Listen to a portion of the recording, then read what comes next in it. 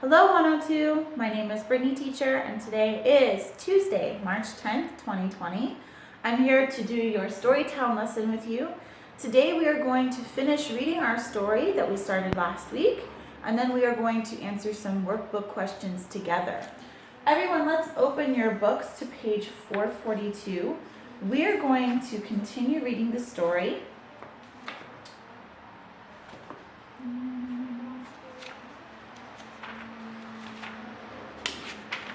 The Lizard and the Sun. If you remember, let's do a quick review about what we read last time. We're reading a folk tale. Remember, a folk tale is not a true story. It's not a fantasy story either. It's a very old story that was passed down by mouth many years ago, and it was used by ancient people as a way to explain nature and the natural world. Sometimes natural phenomenon happen that science wasn't available to explain, so we told fun, silly, or interesting stories, usually involving a lot of animals, to help us explain the world around us. These are folk tales, and we still read about a lot of very famous folk tales today. The story we're reading now, The Lizard and the Sun, is a folk tale that is explaining why the sun disappeared. So what we remember from last time, okay, we have a very scary situation happening because the sun is gone and no one knows why the sun is gone, and all of the animals are looking.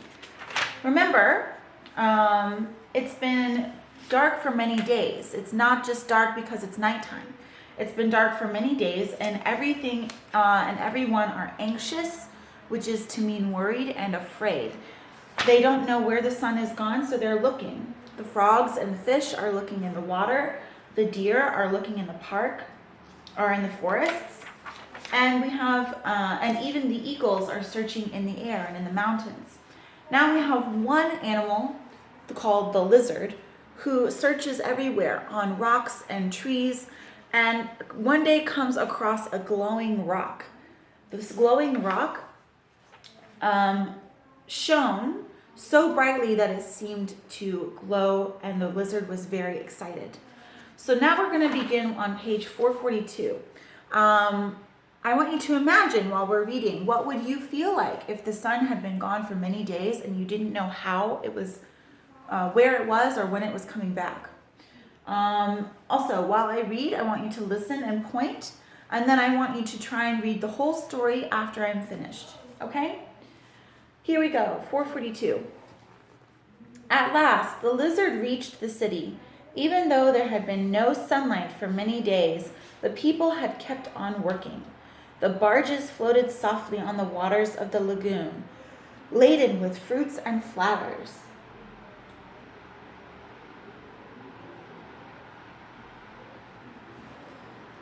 In the enormous marketplace, the vendors had laid out their wares on beautiful woven blankets.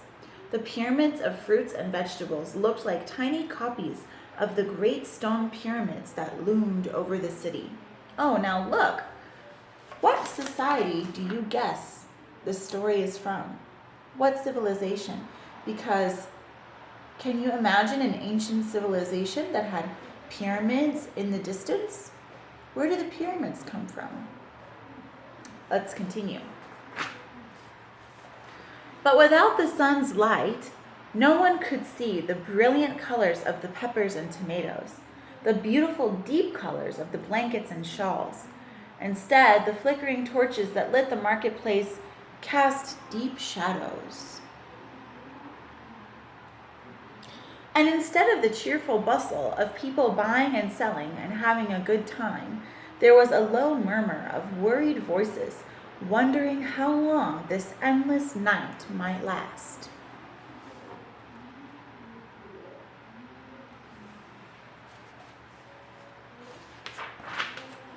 The lizard did not stop to look at the barges or at the market's wares. She did not stop to look at the silent crowd that walked through the plaza. Instead, she headed straight for the grand palace and did not stop until she was in front of the throne. Here, by the dim light of the torches, the lizard saw the great emperor. He wore sandals made of gold, and a tall crown made of beautiful feathers.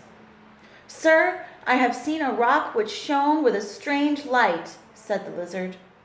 "Move the rock so you can see why it shines," ordered the emperor. The lizard did what the emperor had commanded. She returned to where the rock lay and tried to move it. She tried to push it with her 2 front legs and then with her 2 hind legs, but the rock did not move. At last, the lizard pushed the rock with her whole body, but the rock would not budge. Think about this word budge. Can you imagine what it might mean? She's pushing and pushing with all of her might, but the rock would not budge. What do you think budge means? If you guessed move, that's right. The rock would not move because it was so heavy it wouldn't budge. Budge is another word for move, but it's a word we use when something is really heavy and it can't move. Okay. There was nothing left for the lizard to do but go back to the city. She crossed one of the wide bridges, passed by the marketplace, arrived at the grand palace, and went straight to see the emperor. She found him sitting on the same throne, surrounded by the smoke of the torches. "I'm very sorry, sir," she said. "I did everything I could, but I could not move the rock." The emperor wanted very much to see this glowing rock, so he decided to go back with the lizard. But he first called for the woodpecker. "I want you to come with us," the emperor said to the woodpecker. And so the 3 of them, the emperor, the lizard, and the woodpecker, went to see the glowing rock.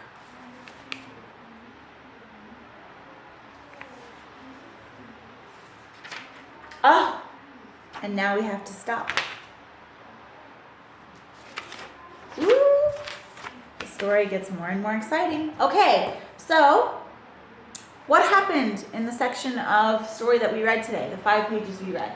So in the first part of the book, we learned that there has been an endless night for a very long time. The sun is gone, and none of the people or animals know why, although everyone is looking for it.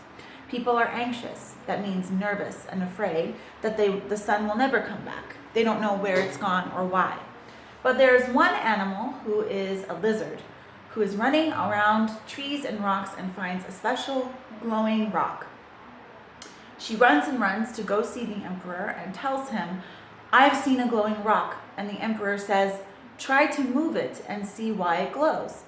She pushes and pushes with all of her strength and cannot move the rock. The emperor is curious about this glowing rock, so he takes the lizard and a woodpecker with him to go and find it. What do you guess is going to happen next? Why is the rock glowing? What do you think? Try to make your own predictions about the story, and let's answer some questions together in our workbook, Storytown workbook, page 65. We are going to answer questions 4, 5, and 6 together. Now I want you to pause the video.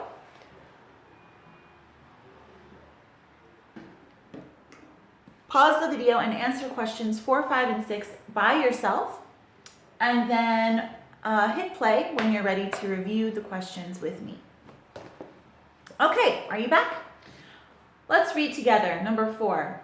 Are the torches as helpful as the sun's light? Why do you think so? Okay, I want you to try to remember where we read about them using torches. Where do you remember reading the word torches?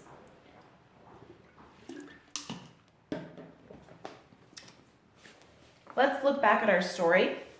Do you remember the part about the marketplace?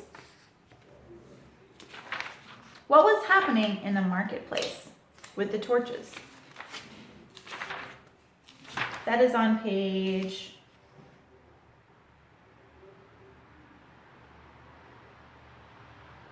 444.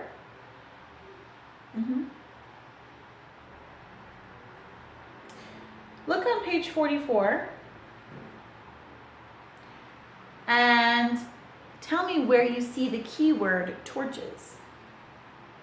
These are torches, by the way. That's right. It says, instead, the flickering torches that lit the marketplace cast deep shadows. So do you think the torches were helpful? Probably not. The answer is no, because normally in the sun's light, the marketplace is beautiful. You can see the vibrant colors of the tomatoes and peppers, the blankets and shawls. But without the sun, using the torches instead, all you see are deep shadows.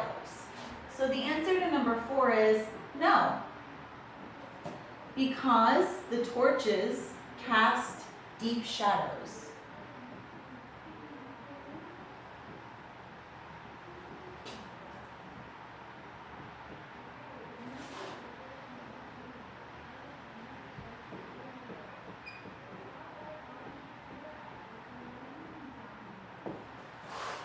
Number 5.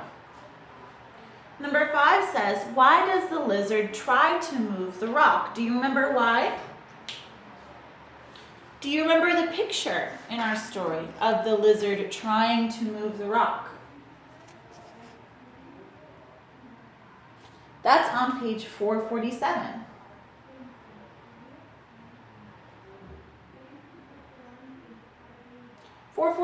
The last sentence says, move the rock so you can see why it shines, ordered the emperor.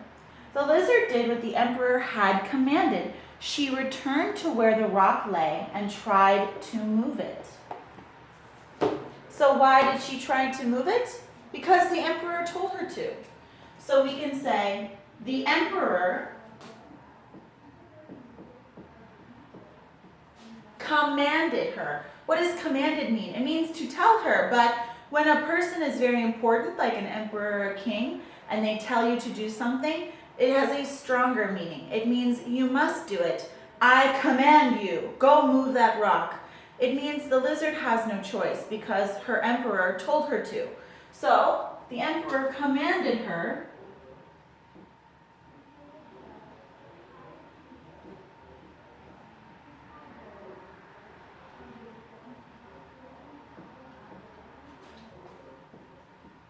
to move it.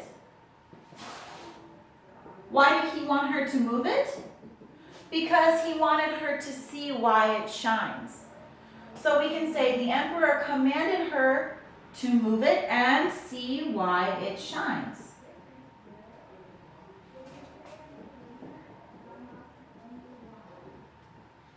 Okay? Number 6, why does the emperor decide to go with the lizard? Do you remember that part of the story where the emperor decides to go with the lizard? That is on page 448.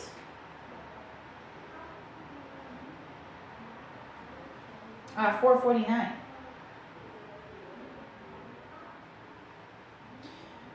Do you see the part about the emperor? Page 449, the second paragraph, it says, the emperor wanted very much to see this glowing rock, so he decided to go back with the lizard. Okay, so for number 6, we can say, he wants to see the glowing rock.